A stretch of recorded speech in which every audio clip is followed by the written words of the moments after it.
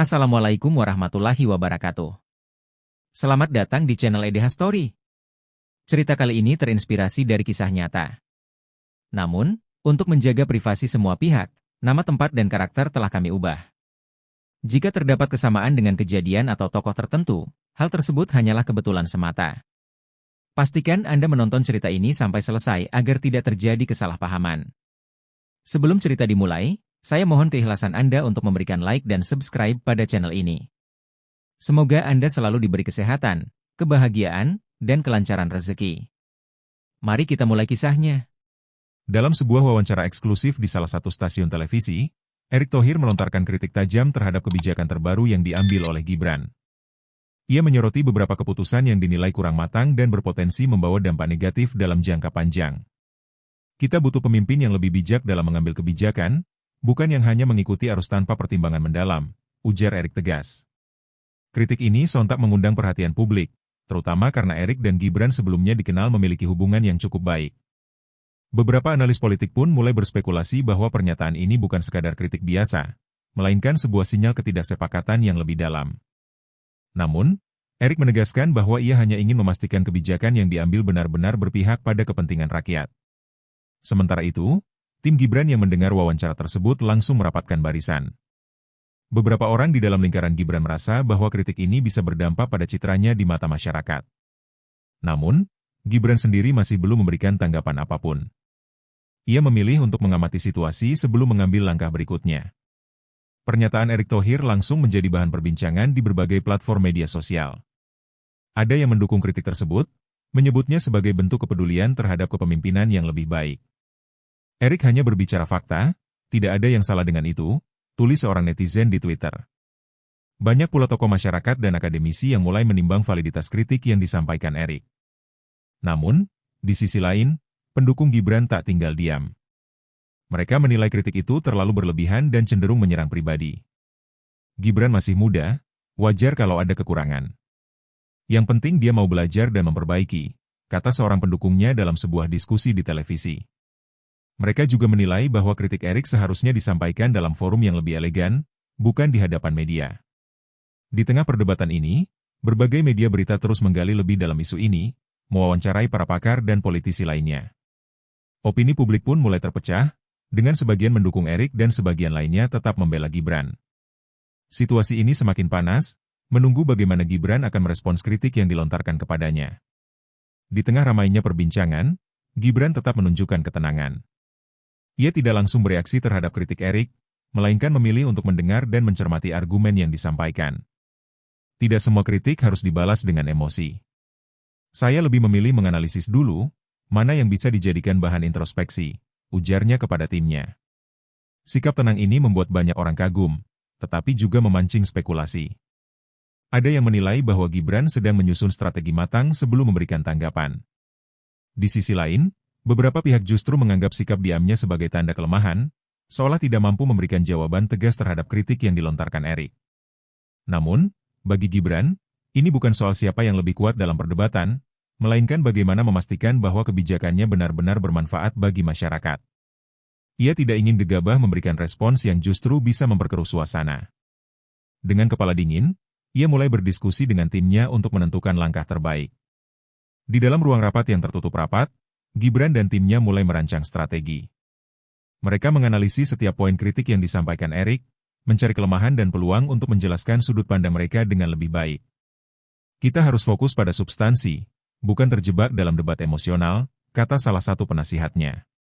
Tim komunikasi Gibran menyarankan agar ia tidak hanya membantah kritik Erick, tetapi juga menjelaskan secara transparan alasan dibalik setiap kebijakan yang diambil.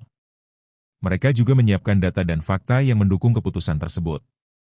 Bagi mereka, cara terbaik menghadapi kritik bukan dengan menyerang balik, tetapi dengan memberikan penjelasan yang logis dan terukur.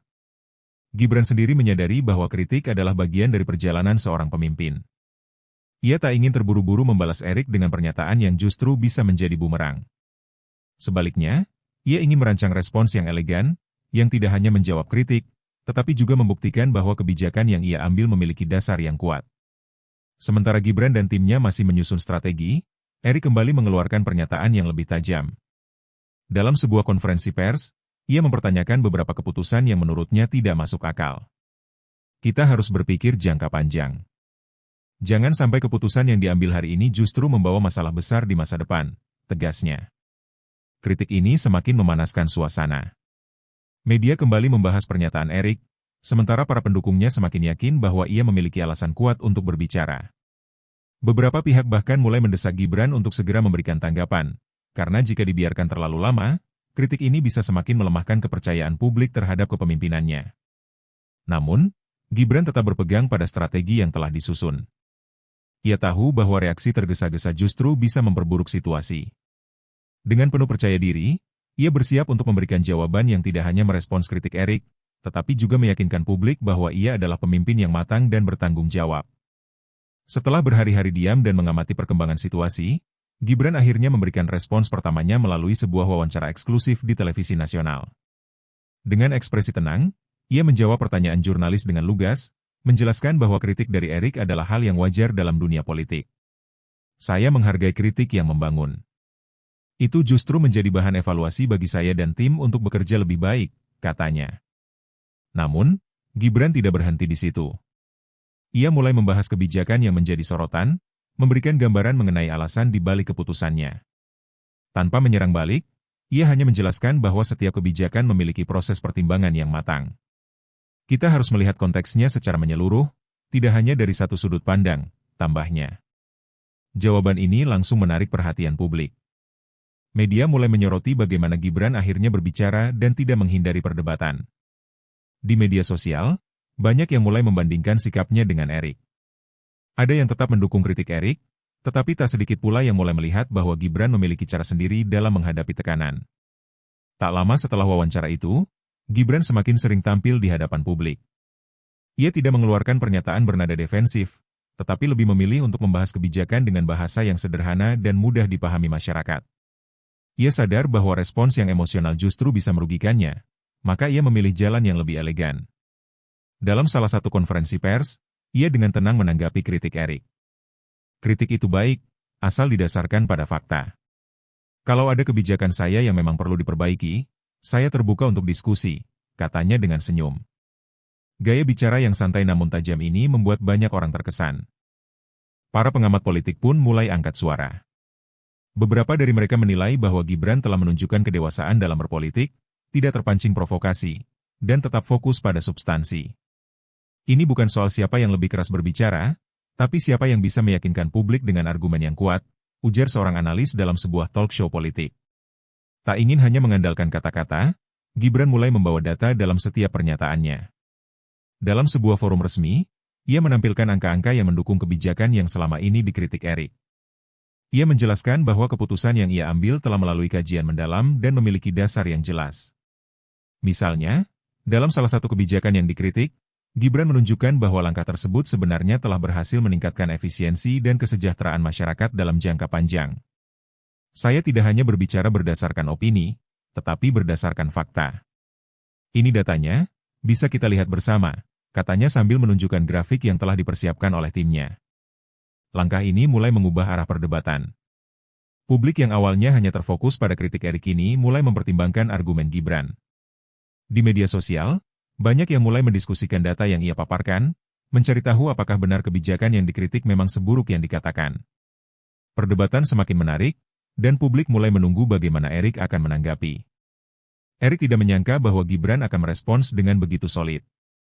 Ia mengira bahwa kritiknya akan membuat Gibran tersudut, tetapi justru yang terjadi sebaliknya. Sikap tenang dan penggunaan data yang akurat membuat publik mulai mempertimbangkan perspektif lain. Erik pun menyadari bahwa ia harus merespons dengan strategi baru. Dalam sebuah wawancara terbaru, Erik mengakui bahwa ia terkejut dengan respons Gibran. Namun, ia tetap mempertahankan kritiknya dan mencoba menggali lebih dalam kebijakan-kebijakan yang masih menurutnya bermasalah. Saya senang Gibran akhirnya menjawab dengan data. Tapi pertanyaannya, apakah data itu cukup membuktikan bahwa kebijakannya benar? Mari kita uji lebih lanjut, katanya. Reaksi Erik ini membuat perdebatan semakin menarik.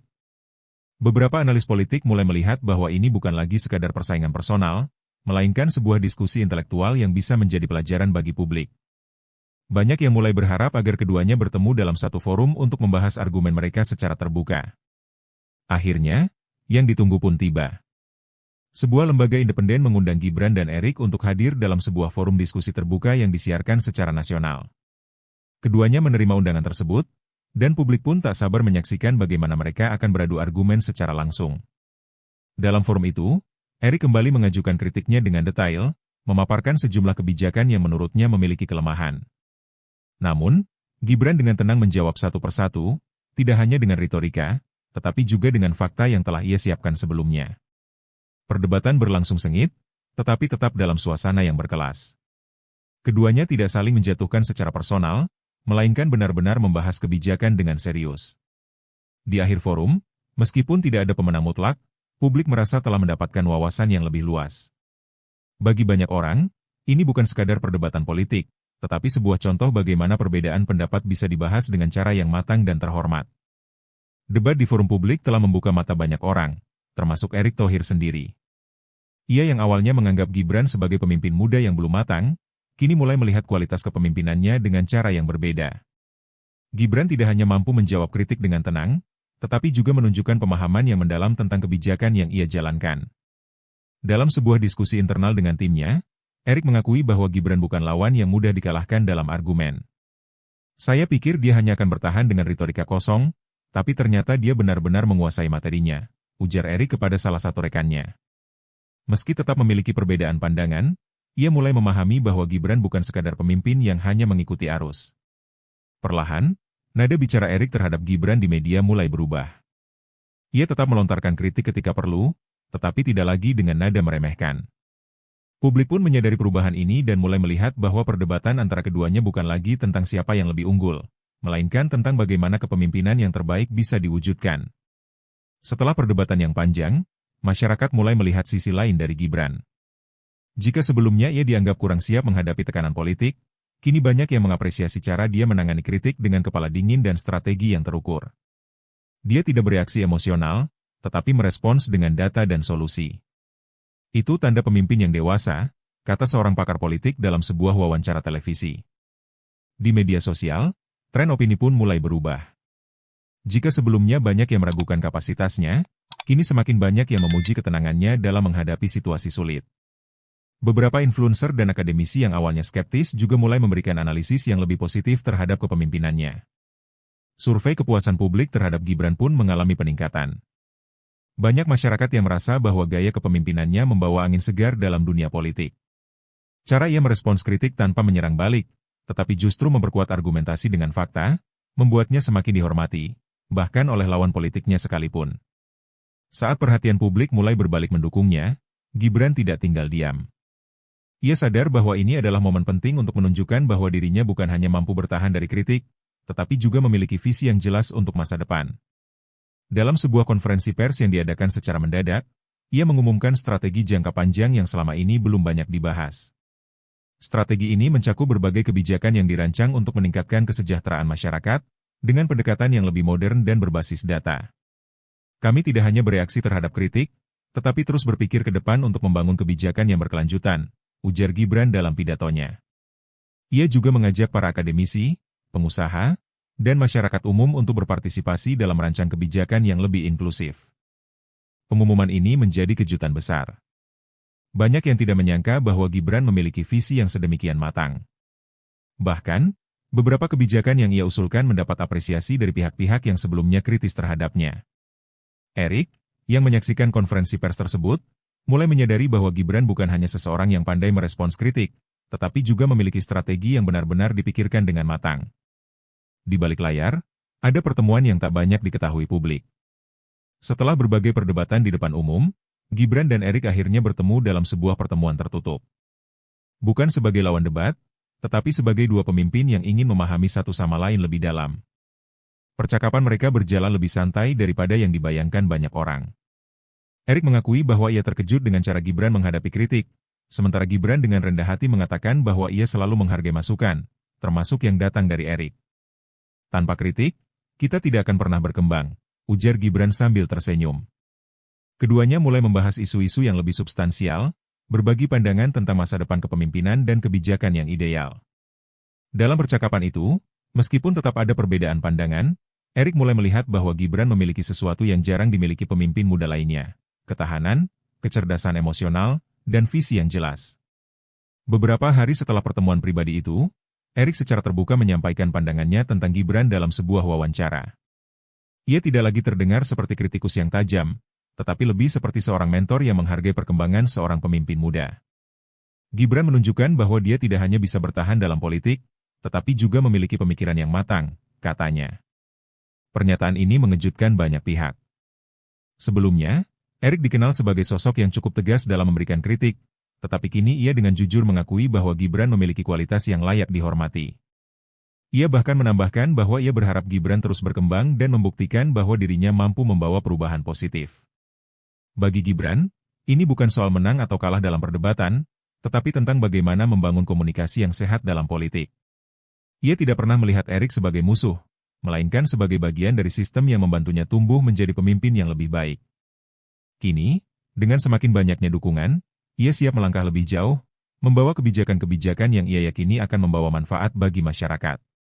Setelah perdebatan panjang dan saling menguji argumen, hubungan antara Erik Thohir dan Gibran memasuki babak baru. Erik, yang awalnya menjadi kritikus utama Gibran, kini melihat potensi besar dalam kepemimpinannya. Dalam sebuah pertemuan tertutup, Erik mengajukan gagasan yang mengejutkan, sebuah kolaborasi untuk membangun proyek bersama demi kepentingan masyarakat. Saya pikir, daripada terus berdebat di media, lebih baik kita berbuat sesuatu yang nyata, ujar Erik dengan nada serius. Ia mengusulkan sebuah program yang menggabungkan pengalaman bisnisnya dengan visi inovatif Gibran dalam mengembangkan sektor ekonomi kreatif dan teknologi. Gibran, yang awalnya tidak menyangka tawaran ini, mendengarkan dengan penuh perhatian dan akhirnya menyambut ide tersebut dengan antusias. Kabar tentang kemungkinan kerjasama ini segera tersebar dan menarik perhatian publik.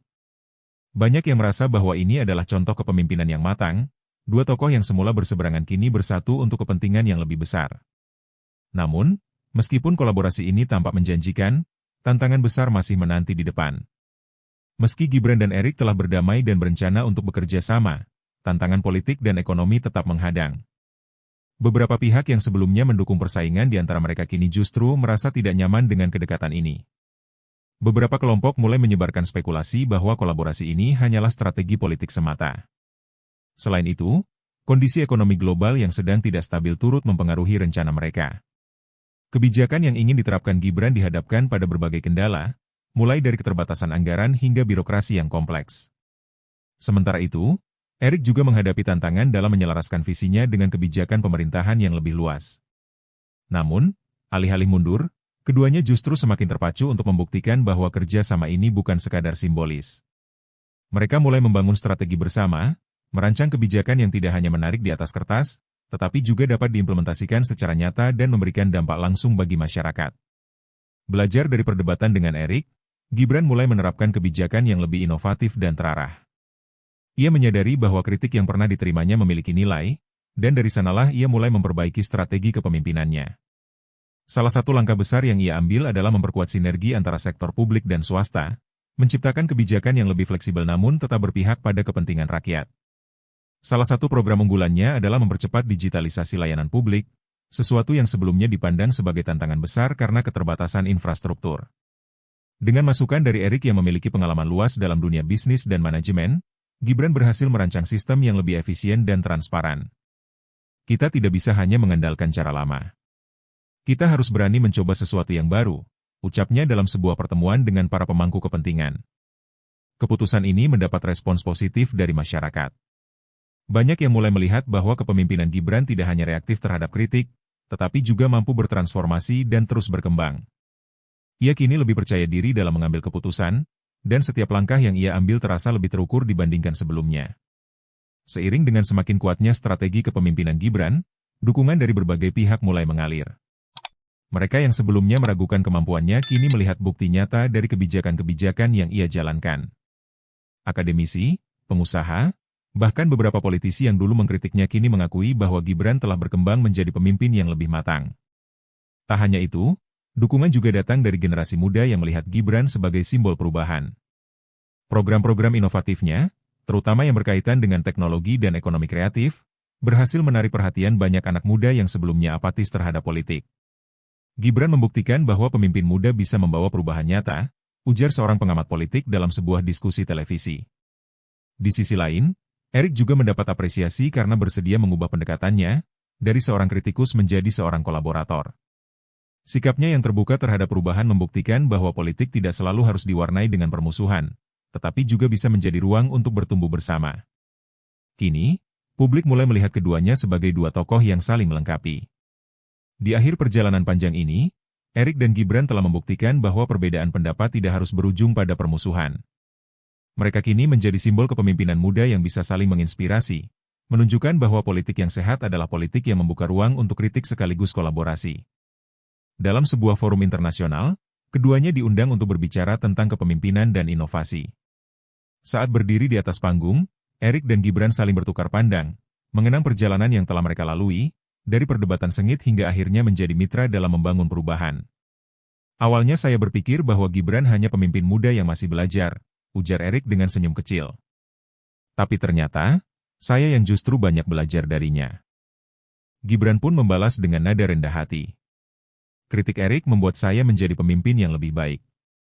Saya rasa, kita semua perlu orang seperti Erik dalam hidup kita, yang tidak ragu untuk mengingatkan, tetapi juga siap untuk bekerja sama ketika tujuannya jelas. Tepuk tangan riuh memenuhi ruangan. Momen ini bukan hanya tentang dua individu, tetapi tentang bagaimana perbedaan bisa diubah menjadi kekuatan. Gibran dan Erik telah membuktikan bahwa kepemimpinan sejati bukan soal menang atau kalah dalam perdebatan, melainkan tentang bagaimana membawa manfaat bagi banyak orang. Di hadapan ribuan orang yang berkumpul dalam sebuah forum nasional, Gibran berdiri di atas panggung dengan penuh keyakinan. Sorotan kamera dan mata publik tertuju padanya, menantikan kata-kata yang akan ia sampaikan. Ini bukan sekadar pidato biasa, tetapi sebuah refleksi dari perjalanan panjang yang telah ia lalui, dari menjadi sasaran kritik hingga akhirnya mendapatkan penghormatan dari lawan dan kawan.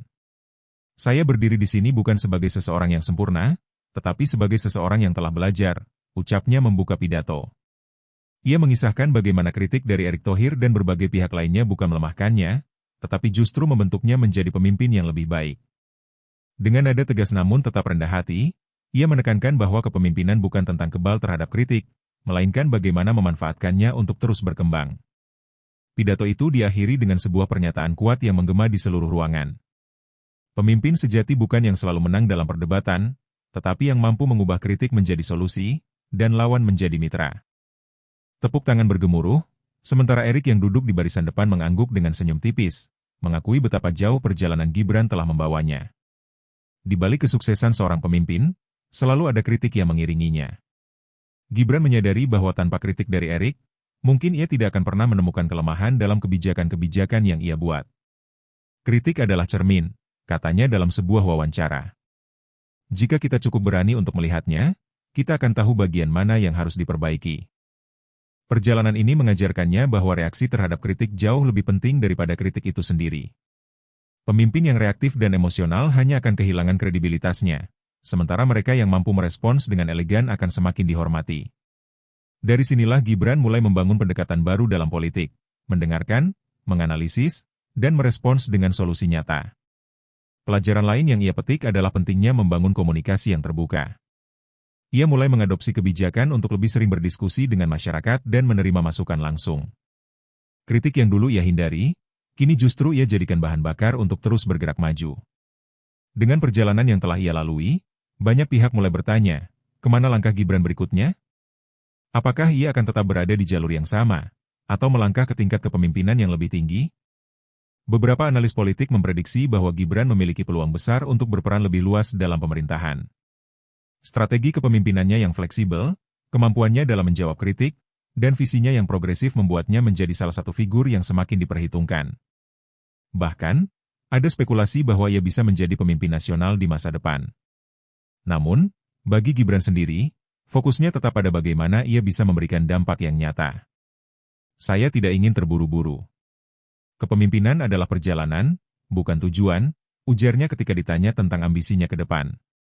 Dengan bekal yang ia miliki, masa depannya memang masih panjang, dan kemungkinan yang terbuka semakin luas. Setelah perdebatan panjang dan akhirnya berujung pada kerjasama, masyarakat kini melihat Erik dan Gibran dengan perspektif yang berbeda. Jika sebelumnya mereka dianggap sebagai dua sosok yang berseberangan, kini mereka menjadi contoh bahwa politik bisa dijalankan dengan kedewasaan dan sikap saling menghormati. Survei menunjukkan bahwa kepercayaan publik terhadap keduanya meningkat. Erik tetap dihormati sebagai sosok yang tegas dan kritis, sementara Gibran dipandang sebagai pemimpin muda yang mampu beradaptasi dan tumbuh dari kritik. Media pun mulai menggambarkan hubungan mereka sebagai bukti bahwa politik tidak harus selalu bersifat konfrontatif, tetapi bisa menjadi ruang untuk bertukar gagasan dan berkolaborasi. Tak hanya itu, generasi muda yang selama ini skeptis terhadap politik mulai melihat harapan baru. Mereka menyaksikan bagaimana dua tokoh dengan latar belakang berbeda bisa saling belajar dan membangun sesuatu yang lebih besar. Bagi mereka, ini adalah pertanda bahwa masa depan politik Indonesia bisa lebih dinamis dan sehat. Pada akhirnya, perjalanan ini bukan tentang siapa yang menang atau kalah dalam perdebatan, tetapi tentang bagaimana sebuah kritik bisa menjadi jembatan menuju sesuatu yang lebih besar.